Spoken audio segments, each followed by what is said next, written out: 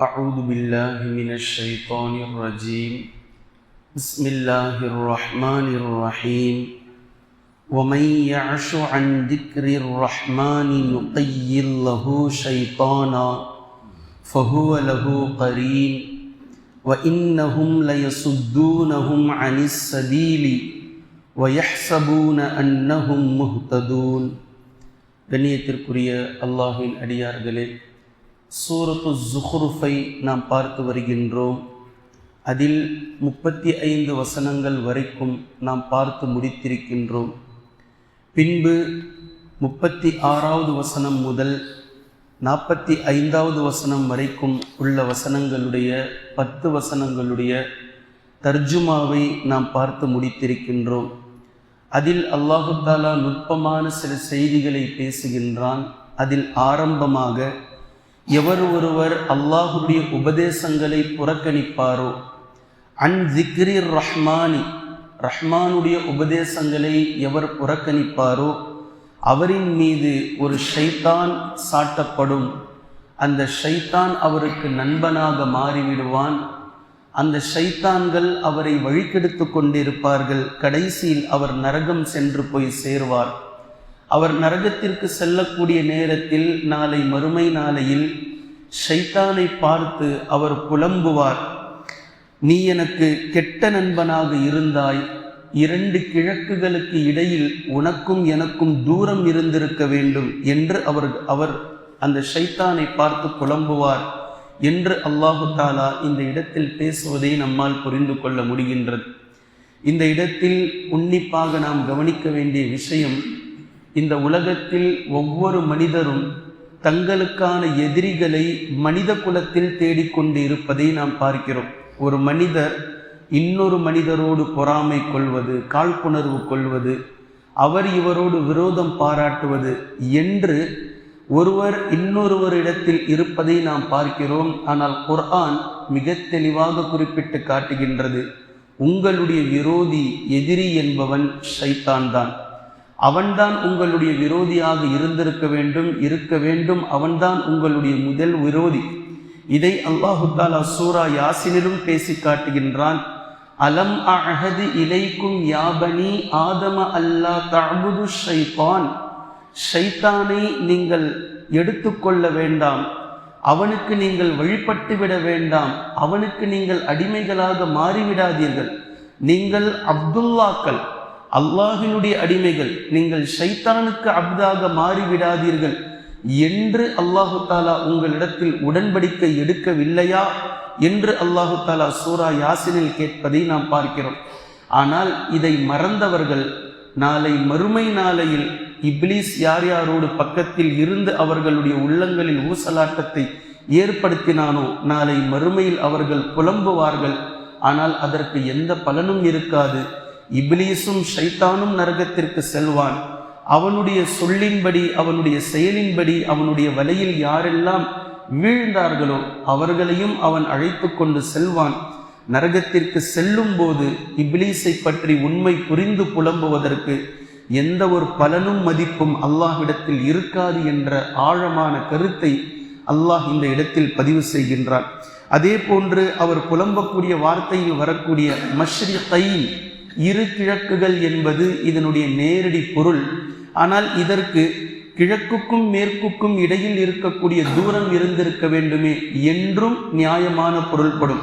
அதாவது அரபு இலக்கண வழக்கில் இருவர்களை சேர்த்து, 2 பொருட்கள், 2 வகைகளை சேர்த்து ஒன்றை கொண்டு மிகைப்படுத்தி பேசுவதென்பது அரபு இலக்கணத்திற்கு கொண்டதாகும். அதாவது மஷ்ரிக் மக்ரிப் இவை 2ஐயும் சேர்த்து மஷ்ரிகைனி என்று சொல்வதென்பது அரபு வழக்காடல்.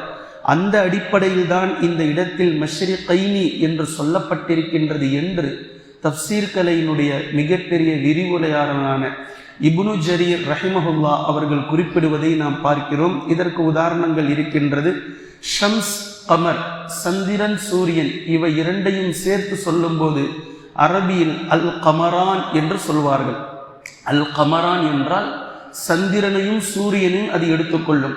அதே போன்று அபூபக்கர் சித்தீக் ரலியல்லாஹு அன்ஹு அவர்களையும் உமர் ரலியல்லாஹு அன்ஹு அவர்களையும் சேர்த்து குறிப்பிடக்கூடிய நேரத்தில் அல் உமரான் என்று சொல்வார்கள். உமர் ரலியல்லாஹு அன்ஹு அவர்களை பெயரை மையப்படுத்தி அல் உமரான் என்று சொன்னால் அபூபக்கர் மற்றும் உமர் ரலியல்லாஹு அன்ஹுமா என்பது பொருள். அதே போன்று உம்முன் தாய், அபுன் தந்தை, பெற்றோர்களை இருவர்களை சேர்த்து சொல்லும் போது அரபியில் அல் அபவான் என்றும் சொல்வார்கள். இதே போன்ற வழக்காடலில்தான் மஷ்ரிகைனி என்று இங்கு குறிப்பிடப்பட்டிருக்கின்றது.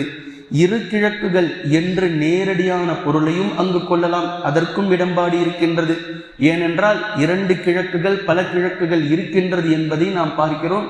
ஏற்கனவே மஆரிஜில் ஃபலா உக்ஸிமு பிரப்பில் மஷாரிகி வல் மகாரிபி, பல கிழக்குகள் பல மேற்குகளின் மீது அல்லாஹு தஆலா சத்தியமிடுகின்றான் என்ற வசனத்தை நாம் பார்க்கின்றோம்.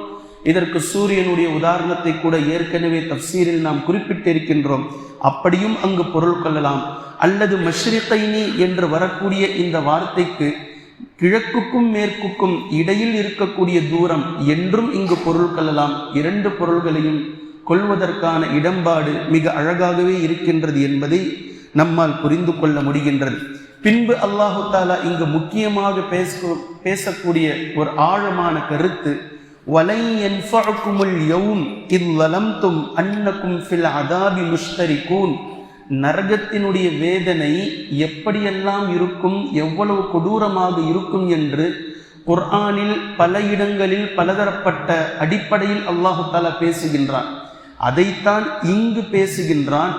ஒருவருக்கு சோகமான நிகழ்வு நடக்கும் போது ஒரே ஒரு மனிதருக்கு அந்த சோகமான நிகழ்வு நடப்பதற்கும், அதே சோகமான நிகழ்வில் பலதரப்பட்ட நபர்கள் ஒன்று சேர்ந்து இருந்து எல்லோரின் மீதும் அந்த சோகமான நிகழ்வு நடப்பதற்கும் வித்தியாசம் இருக்கின்றது.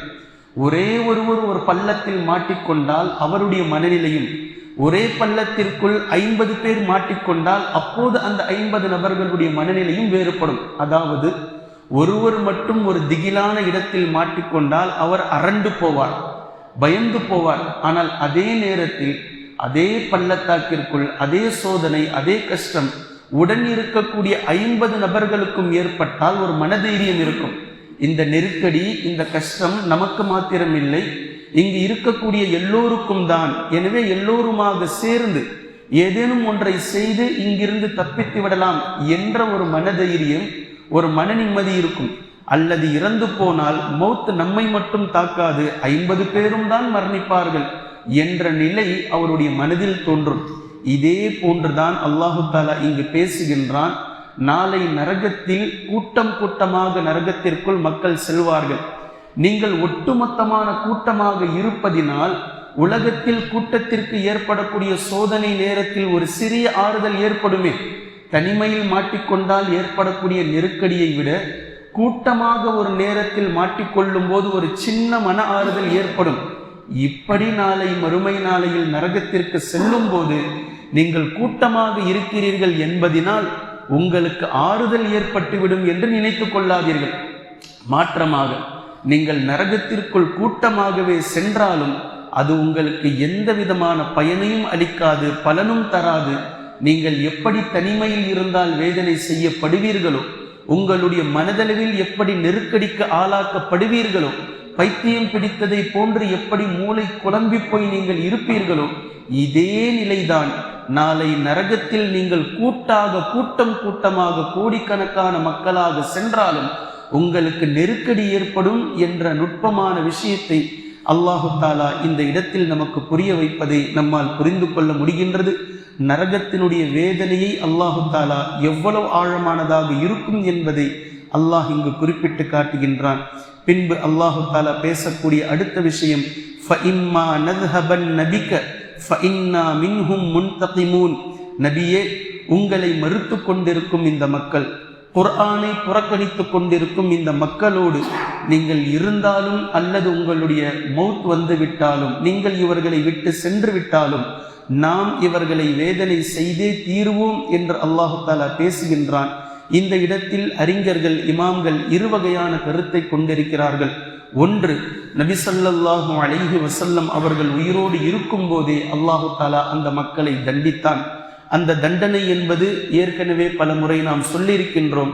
அல்லாஹ் கெட்டவர்களுக்கு கொடுக்கக்கூடிய தண்டனை என்பது ஒன்று, அவன் நேரடியாக வேதனையை கொண்டு வந்து அதாபை கொண்டு வந்து நூஹ் அலைஹிஸ்ஸலாமுடைய சமூகத்திற்கு, ஃபிரௌனுடைய கூட்டாளிகளுக்கு, லூத் அலைஹிஸ்ஸலாம் அவர்களுடைய சமூகத்திற்கு வேதனையை கொண்டு வந்து அழித்ததை போன்று மற்றொரு தண்டனை என்பது முஃமின்களுடைய கரத்தால் முஃமின் அல்லாதவர்களை போரின் மூலமாக தண்டிப்பது. இதைத்தான் அறிஞர்கள் இந்த இடத்தில் கருத்தாக கொண்டிருக்கின்றார்கள். 13 ஆண்டுகள் நபி ஸல்லல்லாஹு அலைஹி வஸல்லம் அவர்கள் மக்கா வாழ்க்கையை மேற்கொண்டதற்கு பின்பு இருக்கக்கூடிய 10 ஆண்டுகளில் அல்லாஹு தாலா நபி ஸல்லல்லாஹு அலைஹி வஸல்லம் அவர்களை சக்கரவர்த்தியாக மாற்றினான். பத்ர், உஹத், ஹந்தக், ஹைபர் போன்ற யுத்தங்களில் மிகப்பெரிய வெற்றியை கொண்டு நபி ஸல்லல்லாஹு அலைஹி வஸல்லம் அவர்களுக்கு மக்காவை வெற்றி கொள்ளும்படியாக அல்லாஹு தாலா செய்தான். இது அல்லாஹு தாலா நபி ஸல்லல்லாஹு அலைஹி வஸல்லம் அவர்கள் உயிரோடு இருக்கும் போதே நடந்து கொண்ட வெற்றியாகும் என்றும் அவர்கள் சொல்கிறார்கள். பின்பு சில அறிஞர்கள் நபி ஸல்லல்லாஹு அலைஹி வஸல்லம் அவர்கள் சென்றதற்கு பின்னால் ஹலீஃபாக்களுடைய காலத்தில் மேற்கத்திய உலகம் வரைக்கும் உஸ்மான் இப்னு அஃபான் ரலியல்லாஹு அன்ஹு அவர்களுடைய காலத்தில் இஸ்லாம் மிகப்பெரிய தூரமாக ஓங்கி சென்றது. துருக்கியர்களுடைய ஏகாதிபத்தியம் வீழ்த்தப்பட்டு எங்கு பார்த்தாலும் இஸ்லாமிய கொடி வளர்ந்தது. ஹாலித் பின் வலீத் ரலியல்லாஹு அன்ஹு அவர்களுடைய படையோடு உமர் ரலியல்லாஹு அன்ஹு அவர்களுடைய காலத்தில் ஆப்பிரிக்கா கண்டம் வரைக்கும் இஸ்லாம் சென்றது. இதைத்தான் அல்லாஹு தாலா நபி ஸல்லல்லாஹு அலைஹி வஸல்லம் அவர்களுக்கு பின்னால் என்று பேசுகின்றான் என்று அறிஞர்கள் 2 விதமான கருத்துக்களை கொண்டிருக்கிறார்கள். எப்படி கருத்து கொண்டாலும் அல்லாஹு தாலா இஸ்லாத்திற்கு வெற்றியை கொடுத்து கொண்டு இருந்தான், கொடுத்து கொண்டு இருப்பான், கொடுத்து கொண்டே இருக்கின்றான் என்பதில் எந்த மாற்று கருத்தும் இல்லை என்பதை நம்மால் புரிந்து கொள்ள முடிகின்றது. பின்பு கடைசியாக இந்த 10 வசனங்களில் அல்லாஹு தாலா கொடுக்கக்கூடிய 4வது செய்தி, ஃபஸ்தம்சிக் பில்லதி ஊஹிய இலைக்க இன்னக அலா சிராத்தின் முஸ்தகீம். நபியே, அவர்கள் உங்களை புறக்கணிக்கிறார்கள், குர்ஆனை மறுத்து கொண்டிருக்கிறார்கள், புறக்கணிக்கட்டும், மறுத்து கொண்டிருக்கட்டும். நீங்கள் உங்களுக்கு எது வஹி அறிவிக்கப்படுகின்றதோ அதன் மீது நீங்கள் நிலையாக இருங்கள். இன்னக அலா சிராத்தின் முஸ்தகீம், நிச்சயமாக நீங்கள் நேரான பாதையின் மீது இருக்கிறீர்கள். வ இன்னஹு லذிக்ருல் லக வ லிகௌமிக வ ஸௌஃப துஸ்அலூன். கண்டிப்பாக இந்த குர்ஆன் உங்களுக்கும் உங்களுடைய சமூக மக்களுக்கும் மிகப்பெரிய உபதேசமாகும். இதை நீங்கள் விட்டுவிடாதீர்கள். வஸௌஃப துஸ்அலூன், நிச்சயமாக இதை பற்றி நீங்கள் கேட்கப்படுவீர்கள். அல்லாஹ்வுடைய சன்னிதானத்தில் நீங்கள் நிறுத்தப்படுவீர்கள். ரசூல்மார்கள் உங்களிடத்தில் வந்தார்களா என்று மக்களிடத்தில் ரசூல்மார்களிடத்தில் நீங்கள் மக்களிடத்தில் சென்று சொன்னீர்களா என்றும் எல்லா விதத்திலும் அல்லாஹு தாலா மறுமை நாளையில் கேள்வி எழுப்புவான். நீங்கள் குர்ஆனை பற்றி கொள்ளுங்கள் என்று அல்லாஹு தாலா இந்த 45வது வசனம் வரைக்கும் உள்ள இடங்களில் பேசி முடிக்கின்றான். இதற்கு பின்னால் இப்ராஹிம் அலைஹிஸ்ஸலாம் அவர்களுடைய செய்தியை சொன்னதை போன்று மூசா அலைஹிஸ்ஸலாம் அவர்களுக்கும் ஃபிரௌனுக்கும் நடந்த செய்தியும் அல்லாஹு தாலா அடுத்த கட்டமாக பேசுகின்றான். இன்ஷா அல்லாஹ் அங்கிருந்து நாளைய தினத்தில் பார்க்கலாம். குர்ஆனையும் ஹதீஸையும் தெளிவாக விளங்கக்கூடிய நன்மக்களாகவும் அதை நடைமுறைப்படுத்தக்கூடிய மக்களாகவும் அல்லாஹ் நம்மை ஆக்குவானாக. சுப்ஹானக அல்லாஹும்ம பிஹம்திக அஷ்ஹது அல்லா